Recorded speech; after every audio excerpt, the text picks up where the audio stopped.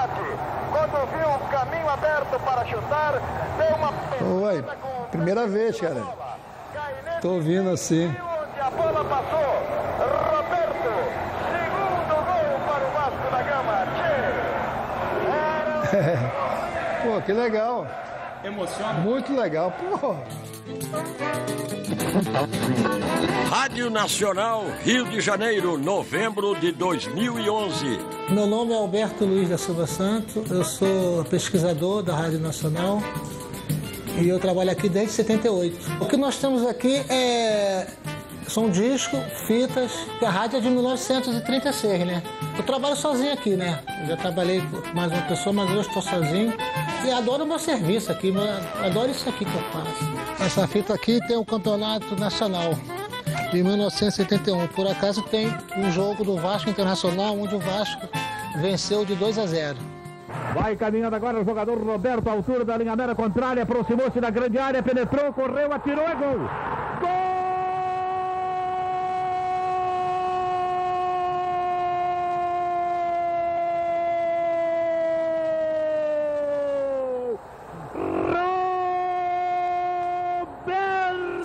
Camisa 15! Isso foi o início de tudo, cara.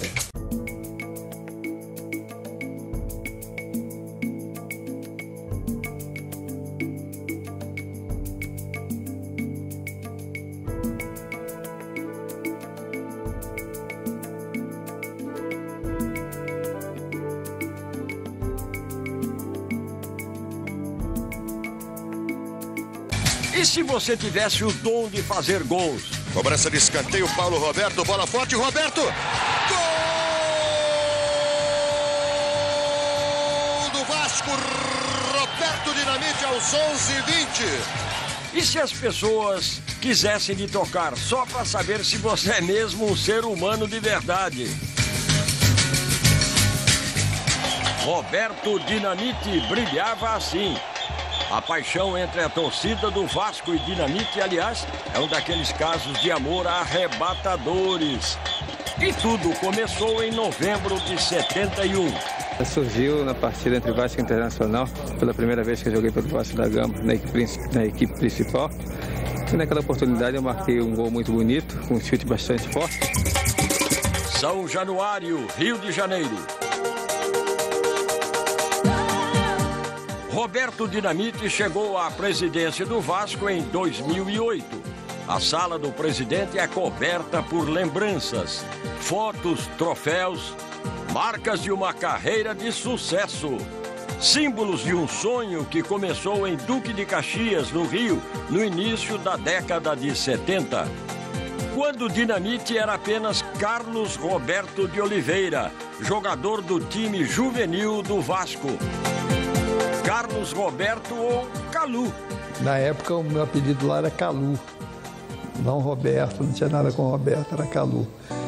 Um apelido de infância, né?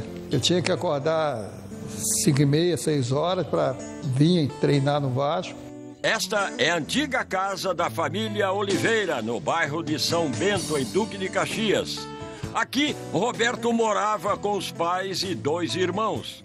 Em frente à casa fica o campo do São Bento Esporte Clube, onde Roberto aprendeu a jogar bola. Daqui saiu para o Vasco em 1969, aos 15 anos de idade. Logo chegou ao time juvenil, categoria imediatamente anterior à profissional.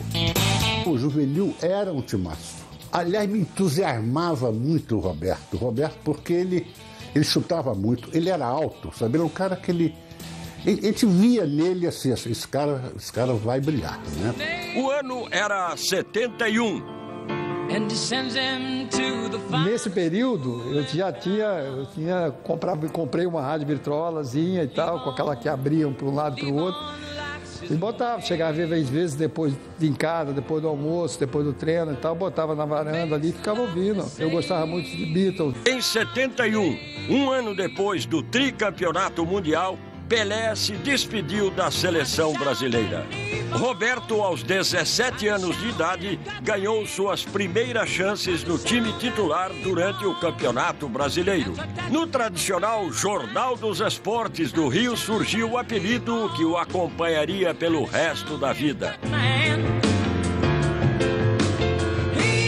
Eu estava fechando o jornal uma noite, falando sobre o treino do Vasco, vendo noticiário do treino do Vasco, e que o Roberto fazia muito gol e tal. E aí o Aparício Pires, estavam nós dois lá na sala, só.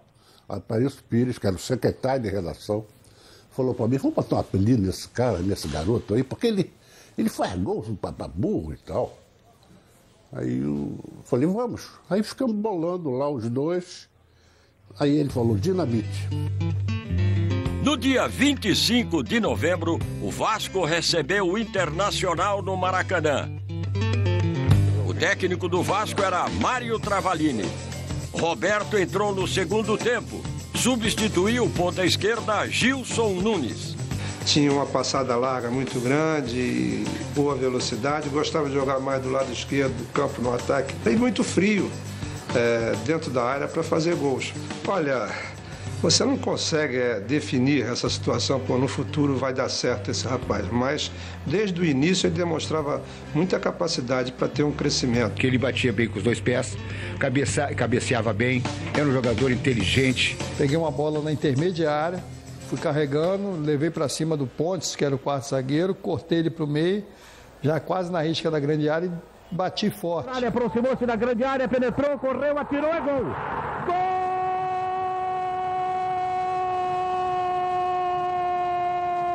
Me lembro do chute dele, um chute, uma violência danada. As imagens do gol se perderam com o tempo. Restou a histórica gravação da Rádio Nacional com Jorge Cury e o repórter Vitorino Vieira.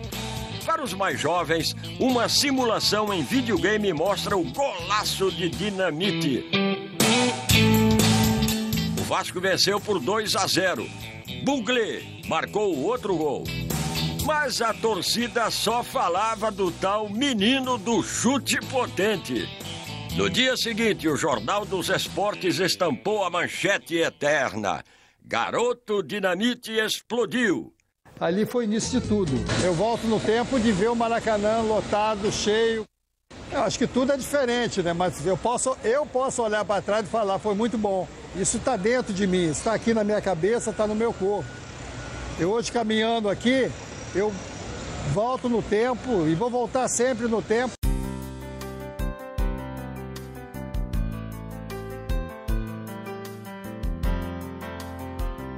Depois daquele gol, o garoto Dinamite marcou mais 189 pelo Campeonato Brasileiro.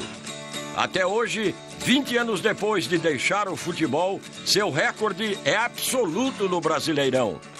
O segundo colocado é Romário, com 155 gols. Roberto foi campeão nacional em 74, pentacampeão carioca e disputou 2 Copas do Mundo, na Argentina e na Espanha.